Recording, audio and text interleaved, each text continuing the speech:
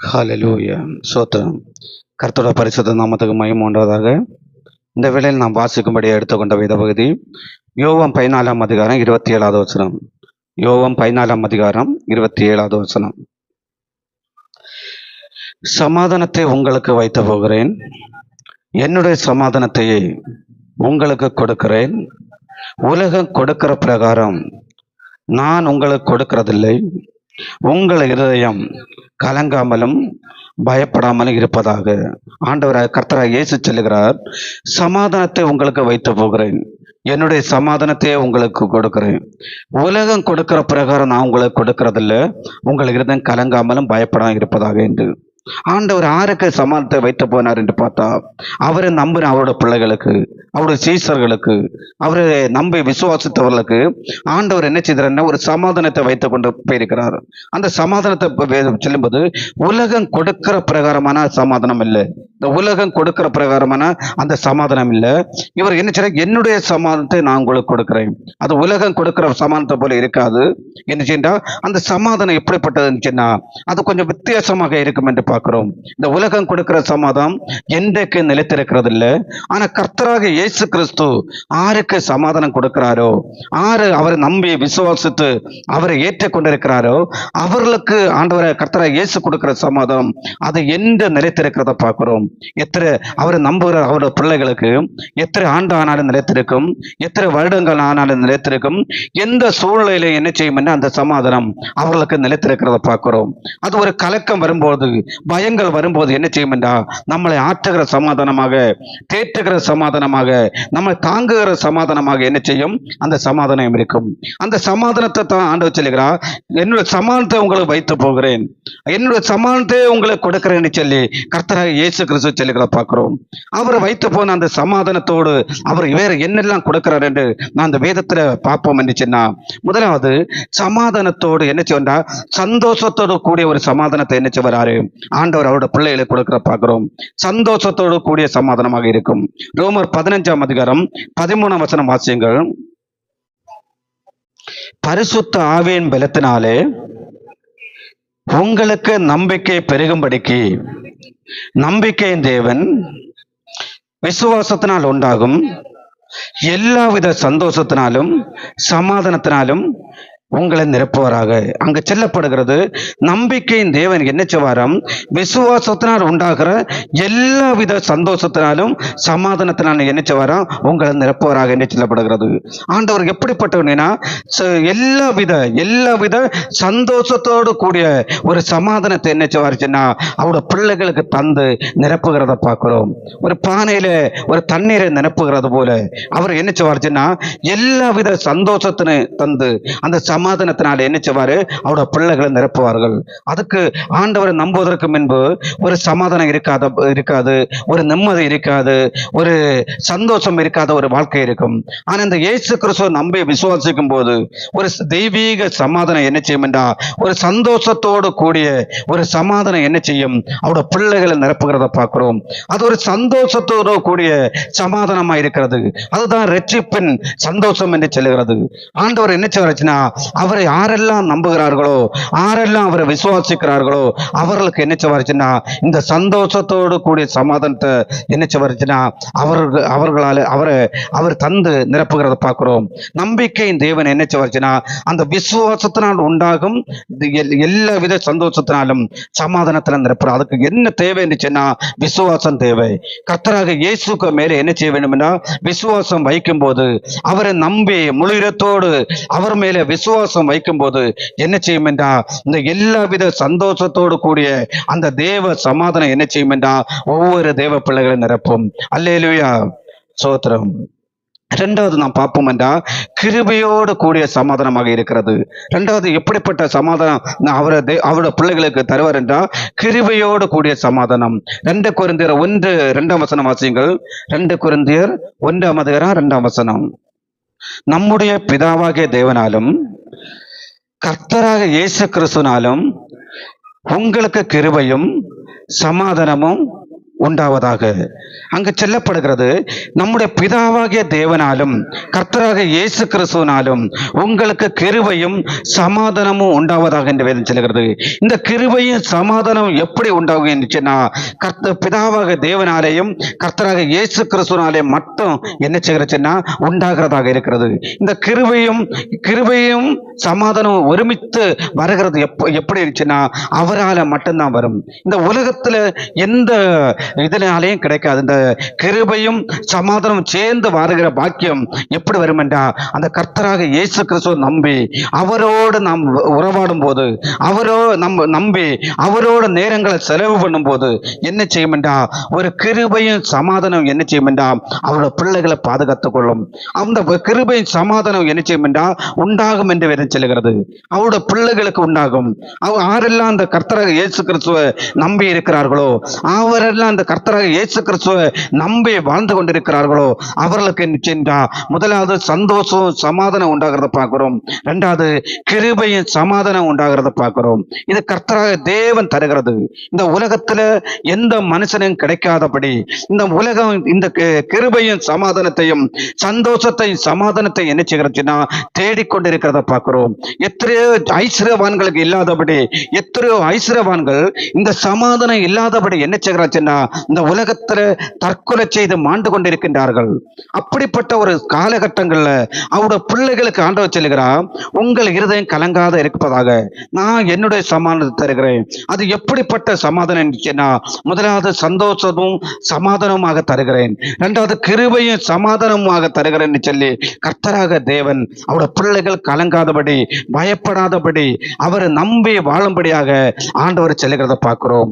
நாம் அவரை நம்பி வாழ்ந்து கொண்டு இருப்போம் சொன்னா அவர் என்ன செய்வா இந்த கிருபையின் சமாதானத்தினால அவரை நிரப்புவாரு. மூன்றாவது நாம் பார்ப்போம் சொன்னா ஜீவனும் சமாதானமும் கிடைக்கும் என்று பார்ப்போம். இந்த கர்த்தராக இயேசு கிறிஸ்துவை நம்பி இருக்கிற ஒரு பிள்ளைகளுக்கு என்ன செய்யும் என்றால் ஜீவனும் சமாதானமும் கிடைக்கும். ரோமர் 8:6 வாசியங்கள். மாம்ச சிந்தை மரணம், ஆவியின் சிந்தனையோ ஜீவனும் சமாதானமும். நம் ஆண்டவரை விசுவாசித்து ஆண்டவரை அறைந்து நம்முடைய இந்த மாம்ச சிந்தைகளை நாம் விட்டு ஆவியின் சிந்தைக்கு நேர நம்முடைய இருதயங்களை ஒப்பு கொடுத்து அந்த ஆவியின் சிந்தை உடையவர்களாக வாழும் பொழுது என்ன கிடைக்கும் என்றுச்சுன்னா ஜீவனும் சமாதானமும் கிடைக்கிறத பார்க்கிறோம். இந்த மாம்ச சிந்தை இந்த உலகத்துல உண்டான இந்த மாம்ச சிந்தையை என்னத்தை கொண்டு வரும் என்றால் மரணத்தை கொண்டு வரும். இந்த ஆவியின் சிந்தையில நாம் வளருவோம் என்றுச்சுன்னா கர்த்தராக இயேசு கிறிஸ்துவை நம்பி விசுவாசித்து அந்த ஆவிக்குரிய சிந்தை உடையவர்களாக நாம் வாழ்ந்து பெருகுவோம் என்று சொன்னா, நாம் இந்த ஆவிக்குரிய சிந்தை உடையவர்களாக நாம் வாழ்வோம் என்று சொன்னா நமக்கு என்ன கிடைக்கும் என்று சொன்னா ஜீவனும் சமாதானமும் நமக்கு கிடைக்கும்.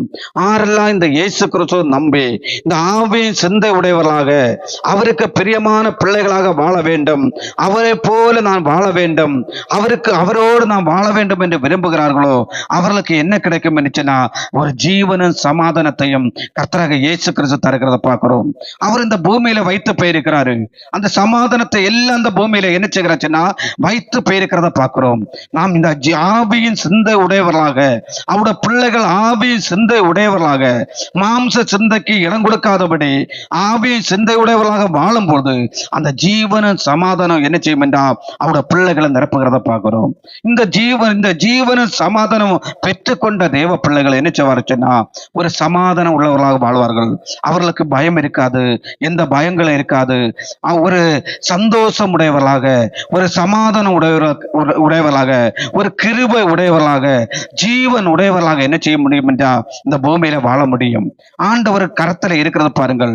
நம் ஆண்டவரோட நெருங்கி வாழ வாழ என்ன செய்யும் என்றால் இந்த சமாதானம் இப்படிப்பட்ட ஒரு விசேஷித்த சமாதானத்தினால அவரோட பிள்ளைகள் நிரப்புகிற தெய்வமாக இருக்கிறாரு. அல்லேலூயா, சோத்திரம். நான்காவது பார்ப்போம் என்றா சத்தியமும் சமாதானம் என்ன செய்யும் என்றா கிடைக்கும் என்று பார்க்கிறோம். ஒரு சத்தியமும் சமாதானமும் இந்த இயேசு கிறிஸ்து வைத்து போன அவருடைய பிள்ளைகளுக்காக வைத்து போயிருக்கிறத பார்க்கும்போது ஒரு சத்தியமும் சமாதானமா இருக்கிறது. சகரியா 8:19 வாசியங்கள். சகரியா 8:19. 4ஆம் மாதத்தில் உபவாசமும் 5ஆம் மாதத்தில் உபவாசமும் 7ஆம் மாதத்தில் உபவாசமும் 10ஆம் மாதத்தில் உபவாசமும் யூத வம்சத்தாருக்கு மகிழ்ச்சியாகவும் சந்தோஷமாகவும் நல்ல பண்டிகைகளாகவும் மாறிப்போகும். ஆகையால் சத்தியத்தையும் சமாதானத்தையும் சிநேகிகள் என்று சேனையும் கர்த்தர் சொல்லுகிறார். ஆண்டவர் சொல்லுகிறார். என்ன செய்யணும்னா, இன்றைக்கு பாருங்கள், உபவாசம் என்பது கண்ணீரும் துக்கம் நிறைந்ததாக இருக்கும். அநேகரோட உபவாசத்தை பார்க்கிறோம்.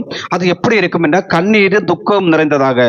எதுனா பல தேவைகளை குறித்து, பல பாரங்களை குறித்து அவர்கள் கரைஞ்சு துக்கத்தோடு கண்ணீரோடு உபவாசம் இருக்கிறத பார்க்கிறோம். ஆனா ஆண்டவர் சொல்லுகிறார், சத்தியத்தை சமாதானத்தை சிநேகிக்கும் போது, சத்தியமாகிய வசனமாக இருக்கிறது, சத்தியம் தேவனாக இருக்கிறார். நம்மளை மீட்ட இயேசு கிறிஸ்துவ பார்க்கும்போது அவர் சத்தியமாக இருக்கிறாரு, வசனம் சத்தியமாக இருக்கிறது. இந்த சத்தியத்தையும் சமாதானத்தையும் சிநேகிக்கும் போது இயேசு கிறிஸ்துவ வைத்து போன அந்த சமாதானத்தையும், இயேசு கிறிஸ்துவை நாம் ஏற்றுக்கொண்டு இயேசு கிறிஸ்துவ வசனத்தை நம்பி அவர்கள் வைத்து போன சமாதானத்தை நான் சிநேகிப்போம் என்று சொன்னா என்ன செய்யும் என்று சொன்னா, அந்த நம்முடைய ஜெபங்கள், நம்முடைய உபவாசங்கள் எப்படி இருக்குமா? மகிழ்ச்சியும் சந்தோஷமும் நிறைந்ததாக அவருடைய பிள்ளைகளுக்கு இருக்கும் என்று வேதம் சொல்லுகிறது. நான் எப்பொழுது இந்த சத்தியத்தையும் சமாதானத்தையும் சிநேகிக்கிறோமோ அப்பொழுது என்ன செய்யும் என்றா, உபவாசம் எப்படி இருக்கும் என்றா துக்கம் உடையதாக இருக்காது, கண்ணீர் நிறைந்ததாக இருக்காது, ஆண்டவருக்கு நன்றி செல்லுகிறதாக, ஆண்டவரை துதித்து பாடுகிறதாக, மகிமைப்படுத்துகிறதாக என்ன செய்யும் என்றா அது ஒரு மகிழ்ச்சி நிறைந்ததாக, சந்தோஷமும் மகிழ்ச்சி நிறைந்ததாக என்ன செய்யும் என்றா இருக்கும் என்று சொல்லி பார்க்கிறோம். அதற்கு நாம் என்ன செய்ய வேண்டும் என்றா, சத்தியத்தையும் சமாதானத்தையும் சிநேகிக்க வேண்டும். ஒரு பிள்ளையை சிநேகிக்கிறது போல நாம் என்ன செய்ய வேண்டும் என்றா, நமக்கு வேண்டப்பட்ட எல்லாத்தையும் சிநேகிக்கிறது போல நாம் என்ன செய்ய வேண்டும் என்றா, சத்தியத்தையும் சமாதானத்தையும் சிநேகிக்க வேண்டும். சத்தியமாகிய தெய்வத்தை சிநேகிக்க வேண்டும், சத்தியமாக வசனத்தை சிநேகிக்க வேண்டும், சமாதானம் அவர் வைத்து போன சமாதானத்தை நாம் என்ன சிநேகித்து நாம் தேட வேண்டும். அப்படி இருப்போம் என்று இந்த என்ன செய்யும் என்றா, நம்முடைய ஜபங்கள், நம்முடைய உபவாசங்கள் எல்லாம் எப்படி இருக்கும் என்றா மகிழ்ச்சியும் சந்தோஷம் நிறைந்ததாக இருக்கும் என்று கர்த்தர் தேவன் சொல்லுகிறத பார்க்கிறோம். இதெல்லாம் யாருக்கு வைக்கப்பட்டிருக்குன்னு சொன்னா, அவரை நம்புகிற அவருடைய பிள்ளைகளுக்கு. ஒரு நாள் என்ன செய்யும் என்றா, அவரை நம்புகிற பிள்ளைகளுக்கு துக்கம் சந்தோஷமாக மாறும். இன்றைக்கு பல காரியங்களை குறித்து கலங்கிக் கொண்டிருந்தாலும், பல வருங்காலத்தை குறித்து நாம் பயந்து கொண்டிருந்தாலும், நாம் என்ன செய்வோம் என்றா, முழுகிறத்தோடு இந்த கர்த்தராக இயேசு கிறிஸ்துவ அவர் என்ன சத்தியமாகிய தெய்வத்தை, சத்திய தெய்வத்தையும் சத்திய வசனத்தை நம்பி விசுவாசித்து அதை சிநேகிப்போம் என்று சொன்னா நம்முடைய வாழ்க்கையில என்ன செய்யும் என்றா, அந்த துக்கத்துக்கோ கலக்கத்துக்கோ கண்ணீருக்கோ இடையில்லாதபடி நம்முடைய ஜபங்கள் எல்லாம் ஒரு நன்றி ஜபமாக, அவரை துதிக்கிற ஜபமாக, அவர் செய்த அற்புதங்களை நினைத்து அவருக்கு நன்றி சொல்லுகிற ஜபமாக என்ன செய்யும் என்றா அது மாறிவிடுகிறத பார்க்கிறோம். அதற்கு தான் ஆண்டவர் சொல்லுகிறார், நீங்கள் சத்தியத்தையும் சமாதானத்தையும் சிநேகியுங்கள். அப்பொழுது என்ன செய்யும் என்றா, உங்களுடைய துக்கம், உங்களுடைய என்ன செய்யும் என்றா உபவாசங்கள், ஜபங்கள் எல்லாம் எப்படி மாறும் என்றா அது மகிழ்ச்சி நிறைந்ததும் சந்தோஷம் நிறைந்ததாக மாறும் என்று கர்த்தராக தேவன் நமக்கு ஆலோசனை சொல்லுகிறத பார்க்கிறோம். அடுத்து நாம் என்ன செய்ய வேண்டும் என்றா, நீதியும் சமாதானம் ஆண்டவர் வைத்திருக்கிறாரு. ஒரு நீதியும் சமாதானமும் ஆண்டவர் வைத்திருக்கிறத பார்க்கிறோம். சங்கீதம் 85 சங்கீதம் 10 வசனம் நாம் வாசிப்போம் என்றால், 85 சங்கீதம் 10 வசனம் வாசியுங்கள். கிருபையும் சத்தியமும் ஒன்றே ஒன்று சந்திக்கும், நீதியும் சமாதானமும் ஒன்றே ஒன்று முத்தம் செய்யும் என்று அங்கே வேதம் சொல்லுகிறது. என்ன செய்யும்? கிருபையும் சத்தியம் ஒன்றே ஒன்று சந்திக்கும். கிருபையும் சத்தியமும் ஒன்றே ஒன்று சந்திக்கும் போது நீதியும் சமாதானம் என்ன செய்யும் என்றா ஒன்றே ஒன்று முத்தம் செய்யும் என்று சொல்லுகிறது. அந்த நீதியும் சமாதானத்தையும் குறித்து நாம் எப்போது இந்த நீதியும் சமாதானம் ஒன்றே ஒன்று முத்தம் செய்யும் என்று சொன்னா, யாக்கோபு 3 அதிகாரம் 18 வசனம் வாசியுங்கள். யாக்கோபு 3 அதிகாரம் 18 வசனம். நீதியாகிய கனியானது சமாதானத்தை நடப்பிக்கிறவர்களாலே சமாதானத்தினாலே விதைக்கப்படுகிறது. சமாதானத்தில் என்ன செய்தோம்? விதைக்கப்படுகிறது. இந்த நீதியை ஆண்டவர் என்ன சொல்லுகிறாச்சுன்னா ஒரு கனி என்று சொல்லுகிறார். நீதி என்கிறது ஒரு கனியாக இருக்கிறது. அது ஒரு கனி என்று வேதம் சொல்லுகிறது.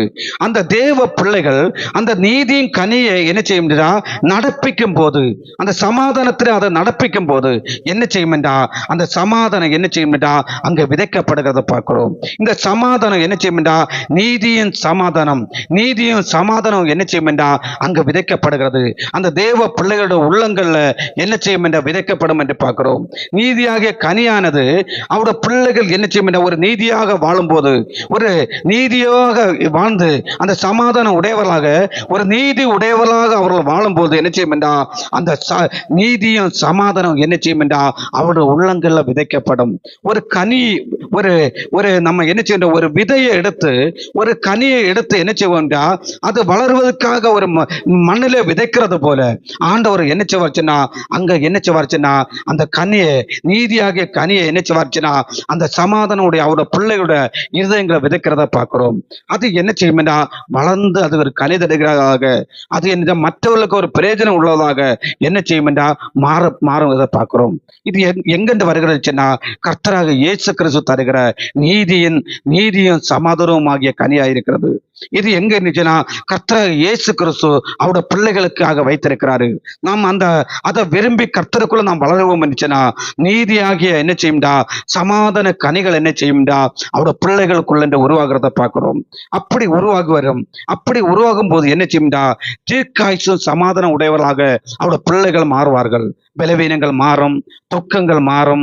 நாம் என்ன செய்வோம்டா ஒரு தீர்க்காயுசும் சமாதானம் உள்ள அவருடைய பிள்ளைகளாக இந்த பூமியில வாழ முடியும். நீதிமொழிகள் 3:1-2 வாசியுங்கள். நீதிமொழிகள் 3:1-2 வசனம். என் மகனே, என் போதகத்தை மறவாத, உன் இருதயம் என் கட்டளைகளை காக்க கடவது. அவைகள் உனக்கு நீடித்த நாட்களையும் தீர்க்காய்ச்சையும் சமாதானத்தையும் பெருக பண்ணும். ஆண்டவர் சொல்லுகிறார், என் மகனே, என் போதகத்தை என்ன செய்ய நீ மறவாத, அதை உன் இருதயத்தில் என்ன செய்யும், என் கட்டளைகள் எல்லாம் காத்துக்கொள். அவைகள் உனக்கு நீடித்த நாட்களையும் தீர்க்காய்ச்சையும் சமாதானத்தை என்ன செய்யுமா பெருக பண்ணும் என்று ஆண்டவர் சொல்லுகிறார். ஆண்டோடு அந்த வசனத்தை நம் இருதயங்களை காத்துக்கொள்வோம் என்றா, அந்த வசனத்தின்படி நாம் வாழுவோம் என்று சொன்னா என்ன செய்யும் என்றா அவைகள் ஒரு நீடித்த நாட்களை அவரோட பிள்ளைகளுக்கு கொண்டு வரும், ஒரு தீர்க்க ஆயுசை கொண்டு வரும். சமாதானம் என்ன செய்யும் என்ற பெருகும் என்று வேதத்தில். இந்த சமாதானம் உள்ளவர்களாக நாம் இப்படி தேவனுக்கு பிரியமாக அவரை நம்பி அவருடைய வசனத்தை கை கொண்டு இந்த சமாதானத்தை நாம் பெற்றுக்கொண்டு வாழ்வோம் என்று சொன்னா என்ன நடக்கும் என்று சொன்னா நம்முடைய பிள்ளைகள் மறு சன்னதிகள் என்ன செய்யும், ஒரு சமாதானம் உள்ள பிள்ளைகளாக, ஒரு சந்தோஷம் உள்ள பிள்ளைகளாக, ஆண்டவருக்கு பயப்படுகிற பிள்ளைகளாக என்ன செய்வார்கள், ஒரு நாளும் மாறுவார்கள். ஆண்டவர் அந்த பிள்ளைகளோட சமாதானம் என்ன செய்யும் என்றா அது பெரிதாக இருக்கும் என்று வேதம் சொல்லுகிறது.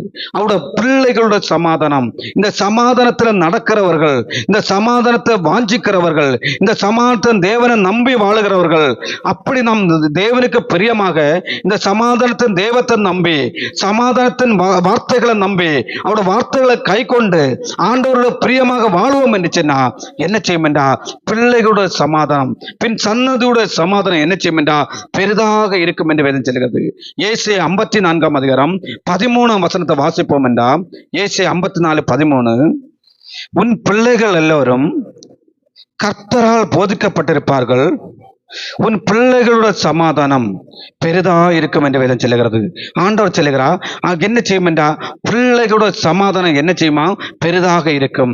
கர்த்தரை நம்பி ஆண்டவருக்கு அந்த சமாதானத்தை பெற்றுக்கொண்டு நாம் ஆண்டவருக்கு பிரியமாக வாழுவோம் என்று சொன்னா என்ன செய்யும் என்றா அடுத்த சன்னதியுடைய சமாதானம் அது பெரிதாக இருக்கும் என்று வேதம் சொல்லுகிறது. நான் கர்த்தரை நம்ப வேண்டும். ஆரெல்லாம் இந்த கர்த்தரை நம்புகிறார்களோ முதலாவது அவர்களுக்கு சமாதானத்தை தருவாரு. ஆண்டவர் என்ன செய்வார், ஒருவரை பட்சபாதம் பண்ணுகிற தேவன் இல்ல, எல்லாரையும் நேசிக்கிற தேவன். ஒரு தாய் தன் பிள்ளையை நேசிக்கிறது போல இந்த கர்த்தராக இயேசு கிறிஸ்து என்ன செய்கிறாச்சுன்னா ஒவ்வொருவரையும் நேசிக்கிறாரு. ஒவ்வொருவரையும் நேசித்து இந்த சமாதானத்தை தரும்படியாக ஆண்டவர் வாஞ்சையாக ஆவலோடு இருக்கிறத பார்க்கிறோம். இந்த சமாதானத்தை என்ன செய்கிறாச்சுன்னா ஒவ்வொரு தேவ பிள்ளைகளுக்காக கர்த்தராக இயேசு கிறிஸ்து வைத்து போயிருக்கிறாரு. நாம் இந்த கர்த்தராக இயேசு கிறிஸ்து நம்புவோம் என்று சொன்னா, இந்த கர்த்தராக இயேசு கிறிஸ்துவை விசுவாசிப்போம் என்றா அவர் இது நமக்கு இந்த சமாதானத்தை தரும்படியாக அவர் கொடுத்த விலை அது ஒரு என்ன செய்யும்னா அவருடைய ஜீவனை கொடுத்து இந்த சமாதானத்தை அவர் என்ன செய்தார்னா உண்டாக்கி வைத்தார் என்று பார்க்கிறோம். கொலோசியர் 1:20 வசனத்தை நாம் வாசிப்போம் என்றா, அவர் சிலுவையில் சிந்தின இரத்தத்தினால சமாதானத்தை உண்டாக்கினார் என்று வேதம் சொல்லுகிறது. அவர் சிலுவையிலே இரத்தம் சிந்தி என்ன செய்கிறாரு, இந்த சமாதானத்தை நமக்காக உண்டாக்கி வைத்திருக்கிறாரு. நாம் அவரை நம்புவோம் என்று சொன்னா இந்த நல்ல வேளையில கர்த்தரோட கரத்துல நம்மை ஒப்பு கொடுத்து, ஆண்டவரை நான் உம்மை நம்புகிறேன் என்று அவருடைய கரத்துல நம்மை ஒப்பு கொடுப்போம் என்று சொன்னா, முதலாவது என்ன செய்யும் என்றா, இந்த சமாதானம் நம்மை ஆளுகை செய்யும். இந்த சமாதானத்தினால தேவன் நம்ம நிரப்புவாரு. இந்த வேளையில கர்த்தரோட கரத்துல நம்மை ஒப்பு கொடுப்போமா? ஆண்டவர் ரத்தம் சிந்தி இந்த பரலோகத்து மகிமைகள் எல்லாம் விட்டு இந்த பூமியில வந்து அவர் சொந்த ரத்தத்தை சிந்தி அவருடைய பிள்ளைகளாக நம்ம நேசித்து நமக்காக ஒரு சமாதானத்தை என்ன செய்கிறார், உண்டு பண்ணி வைத்திருக்கிறத பார்க்கிறோம். அவர் இது யாருக்காக உண்டு பண்ணிடுச்சுன்னா, அவர் நமக்காக உண்டு பண்ணினது. அவர் இந்த பரலோகத்து மகிமைகள் எல்லாம் விட்டு வந்தது நம்மை மீட்பதற்காக, நமக்கு இந்த சமாதானத்தை தரும்படியாக, நமக்கு இந்த ஒரு சமாதானமான ஒரு வாழ்க்கை தரும்படியாக கர்த்தராக இயேசு கிறிஸ்து அந்த பூமியில வந்தார் என்று பார்க்கிறோம்.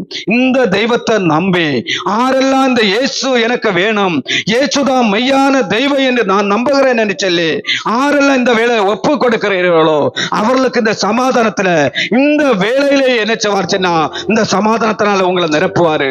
அந்த சமாதானம் எப்படிப்பட்ட சமாதானம் என்று பார்ப்போம் என்றா, முதலாவது சந்தோஷத்தோடு கூடிய ஒரு சமாதானமாக இருக்கிறது என்று பார்க்கிறோம். அது ஒரு சந்தோஷத்தோடு கூடிய சமாதானம், ரட்சிப்பு சந்தோஷத்தோடு கூடிய அந்த சமாதானத்தினால என்ன செய்வார்னா, கர்த்தராக தேவன் உங்களை நிரப்புவாரு. அடுத்து கிருபை சமாதானமாக அது உங்களுக்குள்ள வாசம் பண்ணும் பாருங்கள். உங்களை நடத்தும், உங்களை துக்கப்படுத்தாதபடி, துக்கத்து மேல் துக்கம் உங்களுக்கு உண்டாகாதபடி என்ன செய்வார்னா, இந்த சமாதானம் உங்களை ஆற்றும் பாருங்கள். இந்த சமாதானம் உங்களை தேற்றுகிற சமாதானமாக கர்த்தராக இயேசு கிறிஸ்து உங்களுக்காக வைத்து போயிருக்கிறாரு. இந்த வேளையில கர்த்தரை நம்புங்கள், அவருடைய வார்த்தைகளை நம்புங்கள். அவர் உங்களுக்கு சமாதானத்தை இந்த வேளையில் தருவதற்காக ஆண்டவர் ஆயத்தமாக இருக்கிறாரு. முழு இதயத்தோடு நம்பி, ஆண்டவர் நான் உம்மை நம்புகிறேன், நான் உம்மை ஏற்றுக்கொள்ளுகிறேன், நான் உம்முடைய வார்த்தைகளை நம்புகிறேன். ஆண்டவரே, நீ சர்வ வல்லமை உள்ள தெய்வம் என்பதை, நீர்தான் மெய்யான தெய்வம் என்பது ஆண்டவரே நான் நம்புகிறேன் என்று சொல்லி அவரை நம்பிக்கையோடு ஏற்றுக்கொள்வீர்கள் என்று சொன்னா, இந்த சமாதானம் உங்க வாழ்க்கையில பெருசாக இருக்கும். உங்களுக்கு தீர்க்காயுசு தரும், உங்களோட வியாதிகளை மாற்றும், சுகத்தை தரும். அதுக்கு தேவை என்னன்னு சொன்னா, ஆளுடைய கரத்துல இல்ல பாருங்கள், உங்களுக்குள்ள ஒரு விசுவாசம் உருவாக வேண்டும். என் தேவனை நான் நம்புகிறேன், தேவனை முழுகிறதோடு விசுவாசிக்கிறேன் என்று சொல்லி உங்களுக்குள்ள ஒரு விசுவாசம் இந்த தேவ மேல எப்பொழுது உருவாகிறதோ அப்பொழுது இந்த சமாதானம் என்ன செய்யும் என்றா, உங்களை ஆளுகை செய்யும், உங்களை நிரப்பும் என்று இந்த வேத வசனம் சொல்லுகிறது. எப்பொழுது இந்த ஆண்டவருக்கு உங்களை முழுமையாக ஒப்பு கொடுக்கிறீரோ, எப்பொழுது இந்த தேவனை நீங்கள் முழுமையாக விசுவாசிக்கிறீர்களோ, இந்த தேவனை எப்பொழுது நீங்கள் முழு இருதயத்தோடு நம்பி விசுவாசிக்கிறீர்களோ அப்பொழுது இந்த சமாதானம் என்ன செய்யும், உங்களை ஆளுகை செய்யும். உங்க வாழ்க்கையில நீங்கள் இதுவரையும் நீங்கள் கண்டில்லாத ஒரு சமாதானம், இதுவரை நீங்கள் உங்க வாழ்க்கையில அனுபவிக்காத ஒரு நித்திய சமாதானமாக இருக்கிறது. ஆண்டவர் அவருடைய பிள்ளைகளுக்காக ஆண்டவர் வைத்து போயிருக்கின்ற சமாதானம் அது நித்தியமானதாக இருக்கிறது. கொஞ்ச நாள் இருந்து கொண்டு போற சமாதானம் இல்ல, கொஞ்ச நாட்கள் வந்து கொண்டு போற சமாதானம் இல்ல. உங்களுக்கு எல்லா சூழ்நிலைகளையும் உங்களோடு இருக்கின்ற ஒரு சமாதானத்தை கர்த்தராக இயேசு கிறிஸ்து உங்களுக்காக வைத்து போயிருக்கிறாரு. அந்த சமாதானத்தை ஆண்டவரை எனக்கு தாரும் ஆண்டவரே, நான் உம்மை நம்புகிறேன், நான் உம்மை விசுவாசிக்கிறேன், நான் உம்மோடு வாழும் ஆண்டவர் என்று சொல்லி ஆண்டவருக்கு உங்களை ஒப்பு கொடுப்பீர்கள் சொன்னா, இந்த வேளையில உங்கள் துக்கம் சந்தோஷமா மாறும் என்று சொல்லி கர்த்தராக இயேசு சொல்லுகிறார். நீங்கள் முழு இதயத்தோடு நம்பி ஆண்டவரை நம்புங்கள், விசுவாசியுங்கள். கர்த்தர் உங்களை நேசிக்கிறாரு. ஆண்டவரே உமக்கு ஸ்தோத்திரம் அப்பா. இந்த வேளையில அப்பா வந்திருக்கின்ற உமது பிள்ளைகளுக்காக நன்றியோடு துதிக்கிற தேவனே, நீர் மட்டுமாக பேசின வார்த்தைகளுக்காக ஆண்டவரே, உங்களுடைய பிள்ளைகள் சமாதானத்தோடு வாழ வேண்டும், சந்தோஷத்தோடு வாழ வேண்டும் என்று சொல்லி ஆண்டவரே நீர் பேசின வார்த்தைகளுக்காக நன்றி அப்பா. முழு இதயத்தோடு இந்த வார்த்தைகளை உமது பிள்ளைகளை விசுவாசித்து ஆண்டவரால தருகிற ஆண்டவரே, அந்த நித்திய சமாதானத்தை உலகம் கொடுக்கிற பிரகாரம் நான் உங்களுக்கு கொடுக்கிறது இல்ல, உங்களை இருதயம் கலங்காமல் பயப்படாமல் இருப்பதாக பரிசுத்த தேவம் வைத்து போன ஆண்டவரே, என்னுடைய சமாதானத்தை உங்களை வைத்து போகிற சொன்னீரப்பா. உங்களுடைய சமாதானத்தினால உமது பிள்ளைகளை இந்த வேளையில நிரப்பும்படியாக ஜெபிக்கிறோம் ஆண்டவர். ஆரெல்லாம் இந்த வேளையில ஆண்டவரே இந்த தேவனை நம்புகிறார்களோ, நம்பி விசுவாசிக்கிறார்களோ, முழுமையோடு இந்த சமாதானம் வேண்டும் என்று கேட்கிறார்களப்பா, அவர்களுக்கு இந்த சமாதானத்தை நிரப்பும்படியாக கர்த்தராகிய இயேசுவை நோக்கி நாங்கள் ஜெபிக்கிறோம். நீ அப்படி செய்ய போறதுக்காக நன்றி. மீட்பர் இயேசுவின் ஜெபிக்கிற நல்ல பிதாவே, ஆமென் ஆமென். நான் தருவேன் உனக்கு சமாதானம், நான் தருவேன் உனக்கு சந்தோஷம், நான் தருவேன் உனக்கு சமாதானம், நான்